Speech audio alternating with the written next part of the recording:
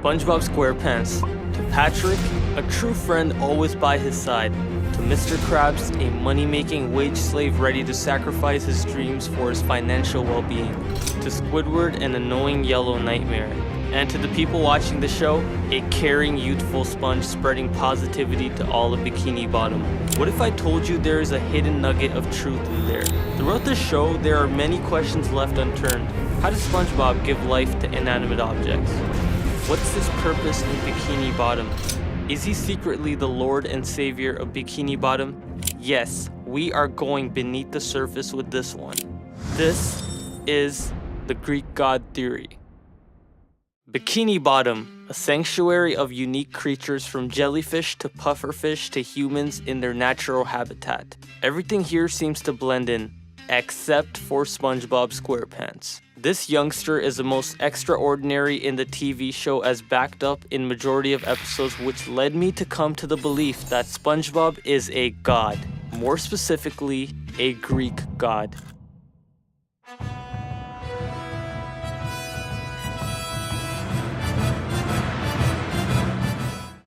So, the idea of SpongeBob being a Greek god is backed up by the fact that SpongeBob possesses godlike powers, right? It can never be that easy. In order to tell if SpongeBob is a supernatural figure, we must begin by laying out abilities that only God can hold. The obvious ability is that God brings life, or more specifically is responsible for the existence of all beings, which nobody is able to do. And when I mean by giving life, I'm not stating reproduction, but rather talking about giving life to non-living things, just like how God created the first living cell. And if you think about it, throughout the history of the show, SpongeBob has not only brought inanimate objects to life, but is also the only critter in the ocean to accomplish it.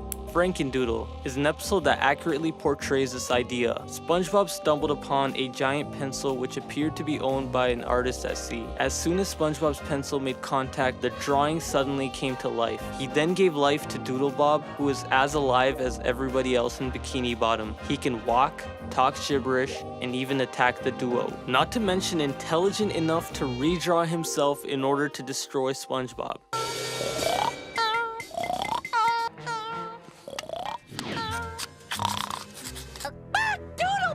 When taking a glimpse at the end of the episode, something very fascinating takes place. Doodlebob walks on a piece of paper and immediately becomes a two-dimensional drawing. Page for Mr. Doodle!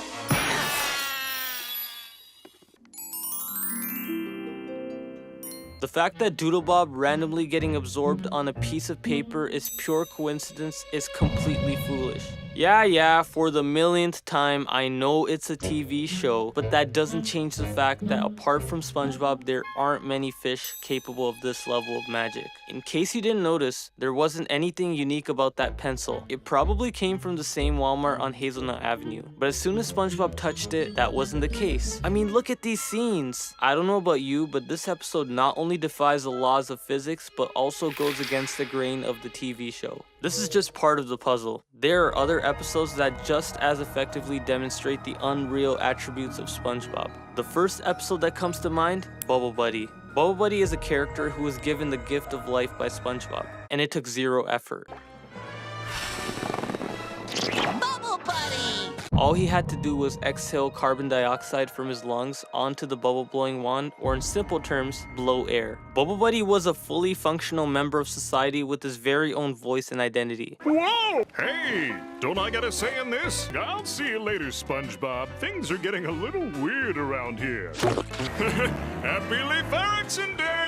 The idea of SpongeBob creating Bubble Buddy is perplexing. I mean, bubbles don't just deliver instant pleasure like pizza delivery with a 30-minute guarantee where if it's late, you get to keep it for free. Can you even imagine creating a living, breathing friend out of soap? And this isn't even the first time we have witnessed this. In the episode titled Bubble Stand, SpongeBob creates beautiful creatures such as ducks, caterpillars, butterflies that include their corresponding characteristics. For example, the duck was actually quacking, and the butterfly was fluttering its wings. How on earth could this be some random occurrence? Well, it's clearly not the case, as nature requires a profound level of processing to achieve this end result. Remember the episode One Crab's Trash? There is mind-blowing evidence lurking in the shadows. After SpongeBob was told that the soda drinking hat was cursed, he rushed to the cemetery to return it to its original owner, Smitty Werbin Jaggerman Jensen. When Mr. Krabs attempts to rob the hat off Smitty, all the skeletons, including Smitty, suddenly come to life and are ready to pick a fight with Krabs. I guess I'm gonna have to take it from you. You and what army? Only the army of the living dead. They can literally talk and have fucking swords and shit. Can you imagine something that's been 6 feet under for several years suddenly have the audacity to come to life without context? Unlikely. This is clearly SpongeBob teaching Mr. Krabs a valuable lesson about the pitfalls of stealing. There is no way that skeletons, Bubble Buddies, or Doodle Bobs just suddenly come to life in thin air. Something came to my mind. Wouldn't the creator of life be immortal? SpongeBob doesn't seem to be the type to live forever. Crap, I think I can't continue this theory. Or can I? There's an episode that proves his immortality. SB129 is a strange episode that was released in 1999. Basically, Squidward travels to the past and the future. When he reaches the future, he meets a supposed descendant of SpongeBob named Spongetron. But I believe this is SpongeBob acting like they never met. Take a look at the scene. Holy Krabby Patties! A frozen cephalopod! Greetings, Primitive. SpongeBob? SpongeBob? No! I am Spongetron. He's right! Of course I'm right, Squidward. Of course I'm right, Squidward. How on earth did he even recognize Squidward at first and all of a sudden knew his name? When Squidward went to the past, he met primitive SpongeBob. In fact, I'm confident that he also knows Squidward because as soon as he saw him, he calmed down. SpongeBob? Stay back! This makes total sense if you think about it. So primitive animals are biologically programmed like any other animal to attack and protect themselves when in fight or flight mode. Squidward activated his fight or flight response for a split second, but it disappeared after they made eye contact. With all this information, the main idea is that all three of these sponges are the exact same person, meaning that SpongeBob never died. The notion of SpongeBob embodying qualities of a Greek god is supported by compelling evidence. When analyzing the episodes, the things SpongeBob is capable of are distorted between reality and fantasy.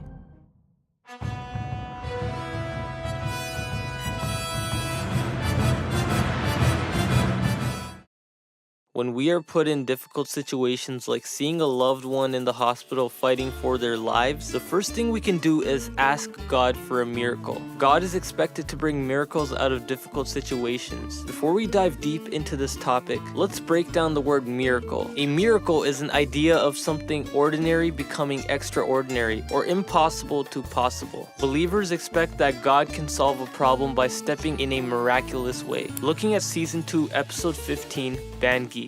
Squidward meets his high school band classmate, Squilliam Fancy Son III, who is wealthier and more successful than Squidward. In the attempts to flaunt his success, Squidward organizes Bikini Bottom to form a band to prove that he has a better band than Squilliam. Squidward helps the entire Bikini Bottom practice for days and nights to play their instruments, ensuring they are ready for the Bubble Bowl. After all his hard work, things start going south. The band sounds like doo-doo caca. Squidward forfeits, leaving the place in tears. But suddenly, SpongeBob miraculously turns the noobs into a professional band in just a couple of hours that literally knocks out Squilliam because of how good they play. And this isn't the first time SpongeBob helps Squidward. In the episode Squilliam Returns, Squidward meets Squilliam Fancy Son and is once again shamed for his cashier position at the Krusty Krab. On your lunch break, Squiddy? Hey, what you been up to? Oh, just succeeding in everything you failed in. Let's hear what you've accomplished since high school, Squiddy. In order to flee embarrassment, Squidward suddenly lies about owning a fancy 5-star restaurant to show Squilliam that he is more successful. Squidward takes hours to remodel the Krusty Krab into a fancy restaurant but fails to do so. The Krusty Krab is a mess and everyone inside goes insane. Right when Squidward goes outside to confess, Squilliam walks in and bam! The Krusty Krab magically becomes a 5-star restaurant. I'm trying to pass off a lousy burger stand as a 5-star restaurant. It's literally been only 20 minutes, which is physically and theoretically impossible for a kid to do. How much you want to bet SpongeBob used magic as soon as Squidward turned his back to transform the Krusty Krab into a 5-star restaurant? Let's not forget another occurrence of sorcery. The episode Club SpongeBob showcases SpongeBob, Patrick, and Squidward stranded in a kelp forest with nothing but a hopeless purple shell. It's basically a toy that answers random questions. Magic conch, should I have the spaghetti or the turkey? Neither. As soon as Squidward becomes deprived of food and water, the conch apparently comes to the rescue and delivers a food supply crate.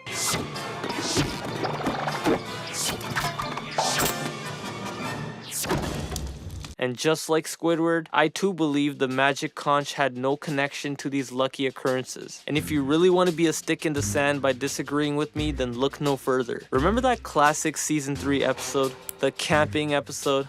Ah, good old days. SpongeBob explains the danger of attracting a sea bear, but Squidward fails to pick up the cues and continues to do things that upset the sea bear. While Squidward is getting kicked in the nuts every fucking second, SpongeBob uses an ordinary stick to draw an anti-sea bear circle which he claims to repel the sea bear. Squidward tries to draw the circle himself, but miserably fails. I can guarantee you that it's not the circle itself that defends them, but SpongeBob. In order for the circle to work, it needs to be drawn by none other but SpongeBob. Miracles are not easy for a living being to perform. My theory is that SpongeBob has a place for Squidward in his heart and loves him unconditionally, so he is giving the poor creature a chance in life. And not to mention, in the 2004 movie, he was the one who magically freed all the Bikini Bottom residents from the Chum Bucket invasion through his Goofy Goober performance. And if that wasn't the straw that broke the camel's back, then listen carefully. In season 2, episode 8, Christmas Who, SpongeBob brings Christmas to Bikini Bottom after hearing from Sandy. A city that is almost dead in terms of celebrations was lightened up that year with the arrival of Santa Claus. Merry Christmas! He legit brought joy to the citizens of Bikini Bottom just like St. Nicholas. And just like the boomers say, it's a Christmas miracle!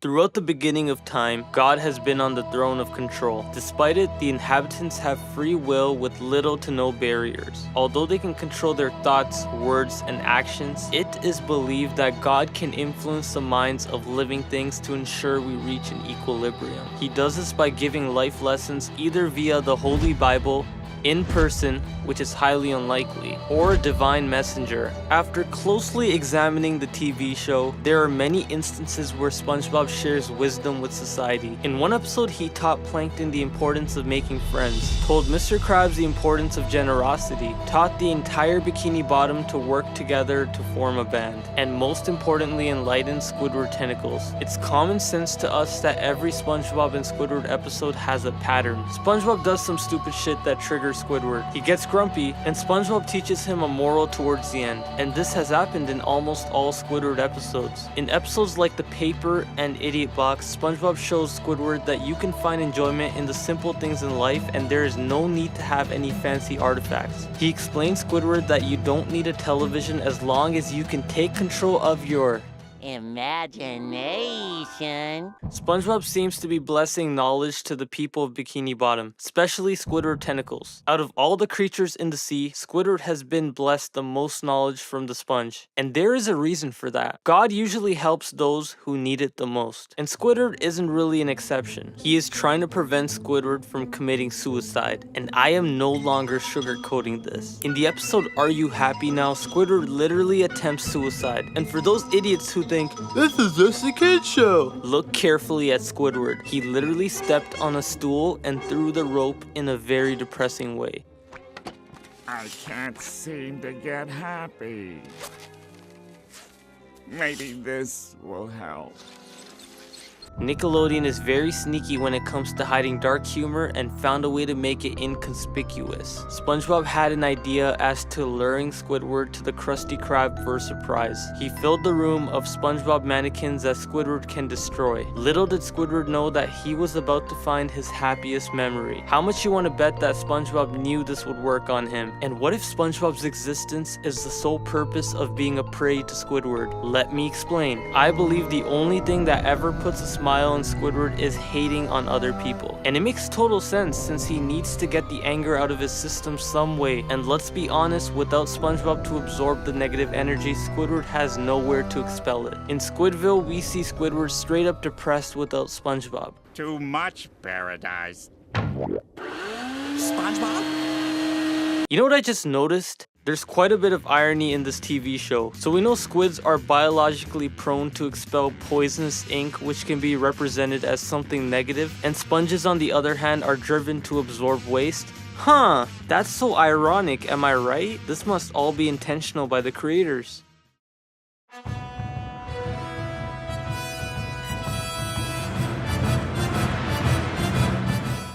SpongeBob's abilities transcend the ordinary. He's like a fairy that always keeps a pinch of fairy dust under his sleeves, able to mold the laws of physics to his liking. Some of you are aware that SpongeBob has a dummy that comes to life, acts and articulates just like SpongeBob. Hi, Mr. Krabs. Are you talking to that dummy I made? In Chaperone, we learn at the end that the SpongeBob that went to prom as a normal functioning SpongeBob was actually the dummy. Oh, there you are, dummy. You sure come in handy. Clearly, SpongeBob has had to use some sort of wizardry to bring the dummy to life. In Sleepy Time, this motherfucker literally had the ability not only to control his dreams, which is actually possible, but control his friends' dreams to the point where they cussed him out for doing so. And to all the haters saying that SpongeBob hadn't physically done anything, then answer this question. Why did they show IRL if the dream was subconscious? Yeah, that's what I thought. And come to think about this, how on earth does SpongeBob end up in strange places we wouldn't expect? Well, it's just a kid's show, right? We're not supposed to think thoroughly, right? Except it's not a once-in-a-blue-moon occurrence. He is constantly appearing and disappearing throughout the TV show. In the episode Squid's Day Off, SpongeBob shows up in Squidward's bathtub and then immediately disappears, and I don't think this is in Squidward's head. I have a concrete explanation. If SpongeBob was just in Squidward's head, why does he have two hats on his head? If all of this was Squidward's perceptions, then he would perceive the average image of SpongeBob rather than the more recent image, because this is what his brain knows of SpongeBob. And the brain doesn't always have the accuracy to hold tiny details. If SpongeBob wore two hats regularly in front of Squidward, his brain would base an image of SpongeBob with two hats, implying he was actually there in the bathtub scene, thanks to teleportation. If that's not enough evidence to run the engine, then I have more where that came from. Mrs. Puff has gone through the exact same thing. In Season 3, Episode 5, Doing Time, SpongeBob again teleports to random places in the prison, such as in the stew, the rocks, and even in solitary confinement.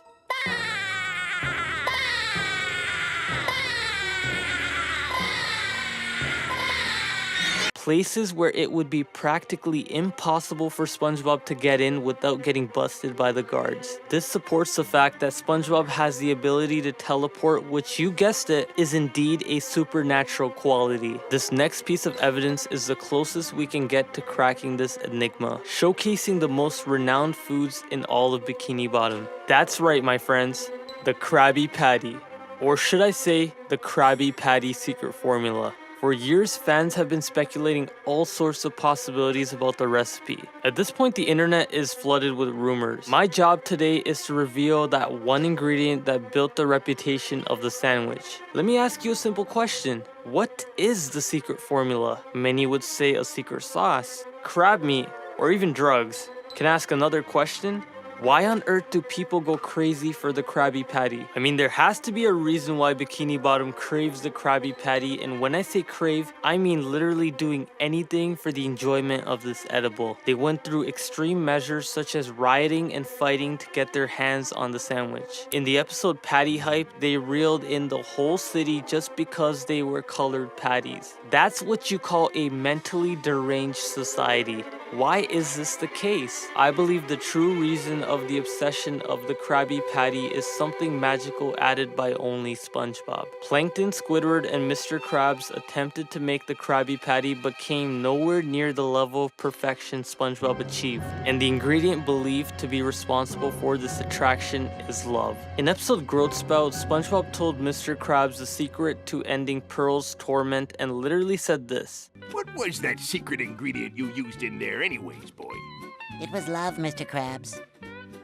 It was love. It was love, Mr. Krabs. Some of you may say this is figurative speech, and I was on the same boat until I saw this. Topped off with a little extra love.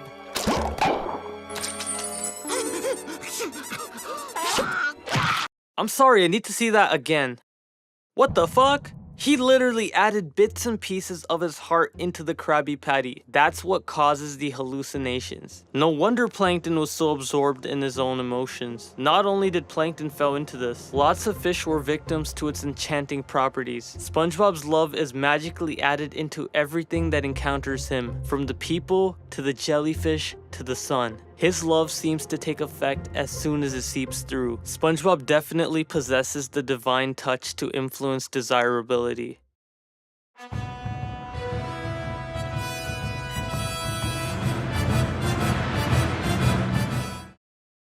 It's no surprise that what sets differences between an ordinary person and the Lord is strength, a force that is responsible for extensive purposes such as shaping existence. There are many different ways to categorize strengths that SpongeBob exhibits, including physical power, mental resilience, social resilience, emotional resilience, moral integrity, and determination. Let's begin by analyzing physical power. It's apparent to us that physical power is the first thing that comes to mind when we think about strength. Physical power is the ability for something to apply force to another object, whether that's picking a cell phone up, throwing a baseball, or doing some bicep curls. SpongeBob is able to overcome physical challenges in his day-to-day. He has been seen countless of times doing absurd challenges like overhead press, push-ups, and running. This is where you come in and rain on my parade, saying, ugh, he's lifting teddy bears and isn't even training efficiently. And I get that, but let's not forget he is a sponge. Let's do some math.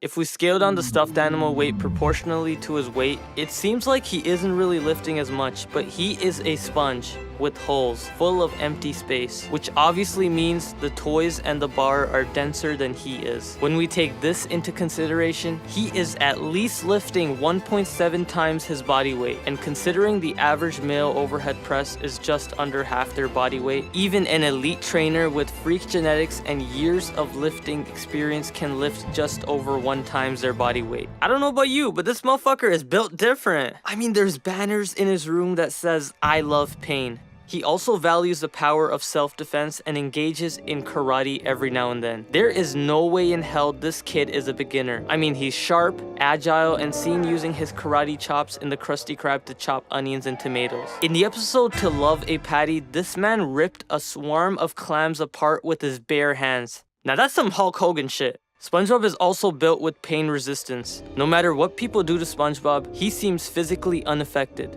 almost like a masochist. He is constantly seen enjoying pain in episodes such as Blackjack and The Bully. Oh, and let's not forget about the episode I Had an Accident. In this episode, the gorilla literally ripped SpongeBob in half and he felt unaffected. Is it too late to go back inside yet? What's a gorilla doing underwater in the first place? Could you even imagine having a straight face after this man breaks you like a Kit Kat? I don't know about you, but SpongeBob is certainly up there when it comes to physical strength.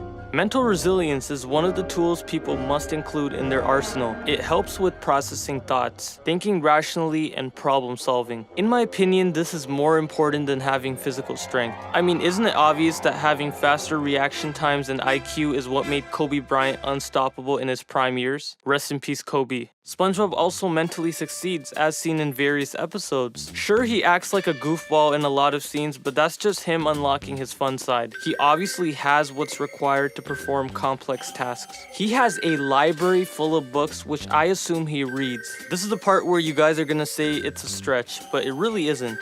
Think about it. SpongeBob is exceptionally smart for his kind. Sure, there are people like his parents, Blackjack and Stanley, but they aren't nearly as smart as him. And don't forget that intelligence comes in various areas. He's emotionally, creatively, and socially gifted. When I think of the most extroverted cartoon characters, the first one that comes to mind is SpongeBob. I mean, this man would talk to anybody he encounters. Customers at the Krusty Krab, a marching band, and even Old Man Jenkins. He also understands the emotions of people he cares about. Like in Band Geeks, he was sympathetic towards Squidward failing to build his band. What kind of monsters are we? We failed him. SpongeBob is also aware that his emotional well-being always comes first. He does whatever makes him happy regardless of how he's viewed in society, with no signs of regret on his face. Someone who values their emotional well-being to the point where anything else can be sacrificed to get it is unsustainable for an average person. Moral integrity is also something overlooked at when thinking about strength. Being able to distinguish between right and wrong is something many of us fail to do. SpongeBob not only successfully differentiates the two, but also preaches towards integrity. SpongeBob's honesty is off the charts. He despises living in a false reality. Not to mention, he doesn't lie or cheat, and even if he's somehow obligated to,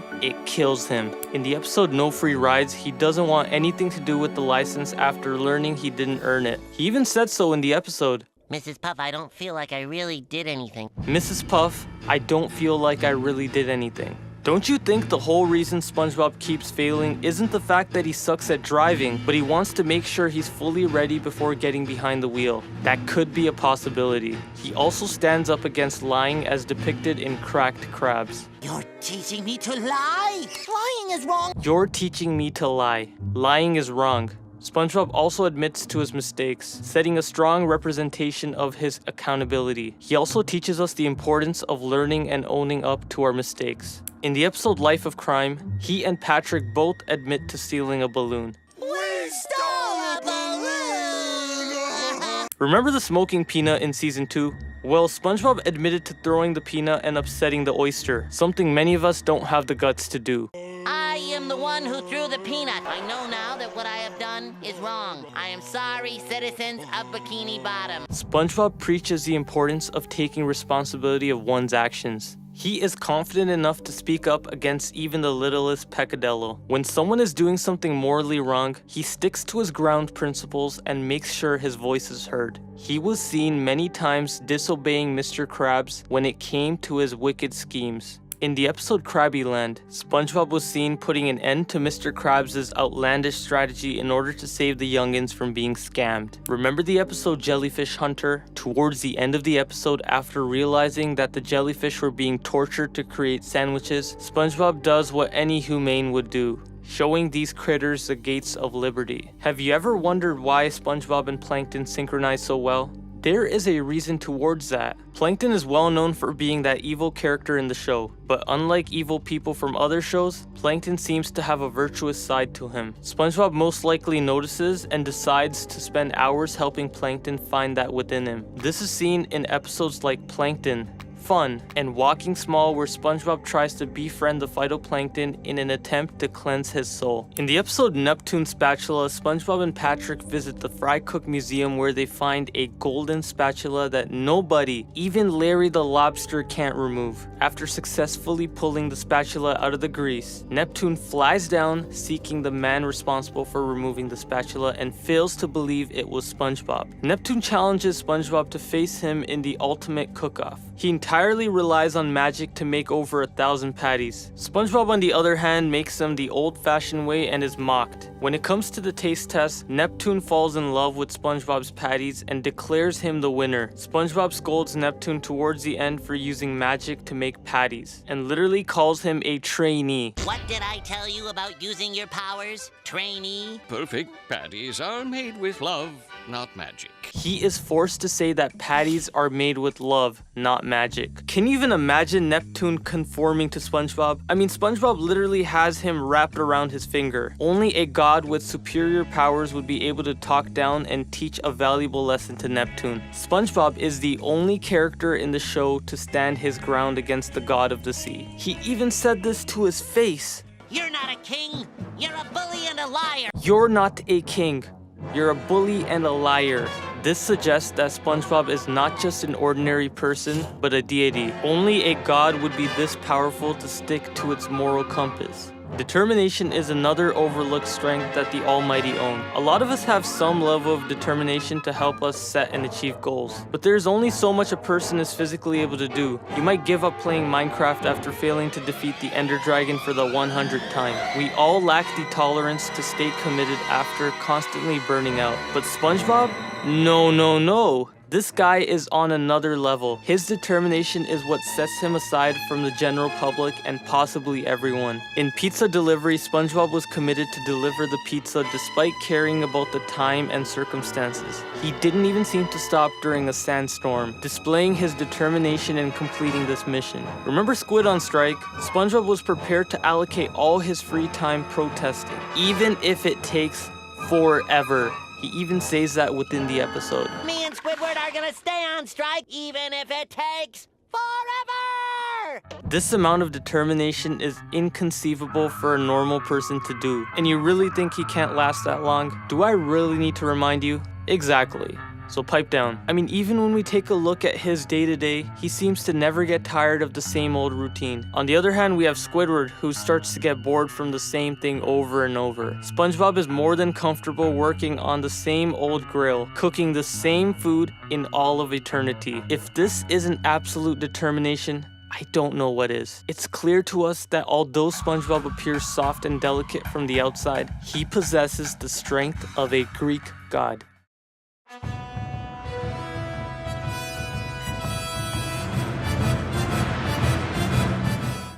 Believe it or not, but the Almighty can choose whether your day should be filled with joy or misery. There's no saying about karma. Karma has no menu. You get served what you deserve. This belief is depicted in SpongeBob SquarePants. Whoever causes trouble gets their fair share of can of worms. This can be seen with many characters in the show. Now, Squidward is the obvious example. He is always punished for being a negative Nancy. In the camping episode, Squidward was literally tortured by the forces of nature after humiliating SpongeBob and Patrick. Remember the infamous episode April Fools? Squidward's mental state was equivalent to a tsunami of parasites for bullying SpongeBob. He literally made Squidward drop a sorry without asking him to. All right, I'm sorry, I admit it, I'm sorry. I didn't mean to hurt you. In fact, SpongeBob, I like you. If you ask me, that's savage. Things never go his way and every episode finishes in a tragic ending. Well, almost every episode. As we discussed about the episode Squid's Day Off earlier, SpongeBob implanted paranoia into Squidward's mind to teach him a lesson for being absentee. Plankton also gets repercussions after betraying SpongeBob like he did in Walking Small.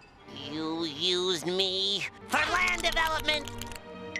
That wasn't nice. Even the Strangler was going through severe trauma imagining SpongeBob in places where he was absent. His capability to frighten doesn't end at the average fish. In fact, there was an episode where he scared the shit out of the Flying Dutchman, an evil spirit known to haunt fish under the sea. SpongeBob literally engraved paranoia in his victims. The point I am trying to make is that SpongeBob seems to sense something unpleasant and somehow the story arc miraculously goes against the character, suggesting he secretly punishes people for their sins. After doing some deep thinking, I noticed a pattern. Every character that seems to hate SpongeBob gets kicked in the butt by destiny. Let's use Mrs. Puff as an example. We know Mrs. Puff has a horrible life. After teaching SpongeBob for a few semesters, she has lost her internal serenity. What I am trying to say is that Mrs. Puff can never live a normal life. And unlike the other characters like Squidward or Plankton who do bad things to SpongeBob, Mrs. Puff is different. She just doesn't like SpongeBob, which is completely fine as it's her opinion.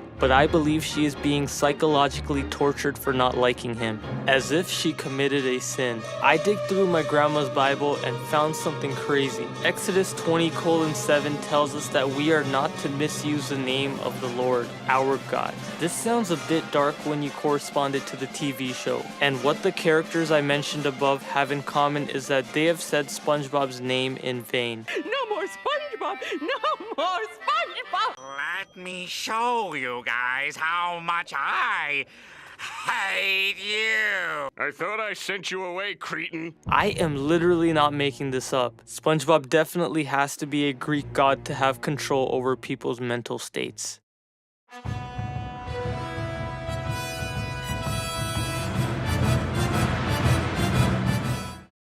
So, we know that SpongeBob SquarePants is a TV show loved by millions of people, big or small, around the world, possibly the largest consumed TV show in history. This show is referenced in almost every meme on the internet. As a matter of fact, I bet you can't get a day without seeing a SpongeBob meme. SpongeBob has influenced many children through his amazing personality. He demonstrates the importance of always being in a good mood, socializing with fellow citizens, and treating everybody with respect. He is so influential that you could create a mini Bible and build a religion off his teachings. It almost seems like he is trying to become a role model to the audience. Wait, remember the television theory? Well, this theory states that SpongeBob and his friends are actors in the show SpongeBob SquarePants. I think since SpongeBob is the main character of the show, he is secretly directing the TV show and purposefully showcasing an exaggerated personality for the sole purpose of influencing kids to grow into moral adults. There are many instances where the characters in the TV show crack the fourth wall. But in the episode Stuck in the Ringer, SpongeBob literally says this: I guess crying does solve your problems after all. This scene implies that SpongeBob is aware that he is on television in the mission to teach kids life lessons. Not only is the show educational, but also addicting. Like, seriously addicting. There's probably a reason why everyone loves SpongeBob so much that they can't stop watching. And if you are gonna argue this fact, you're a walking contradiction because you're listening to my theory right now. I believe SpongeBob is God in the underwater universe, pulling the strings of the TV show and marketing team to make the show as appealing and addicting as possible.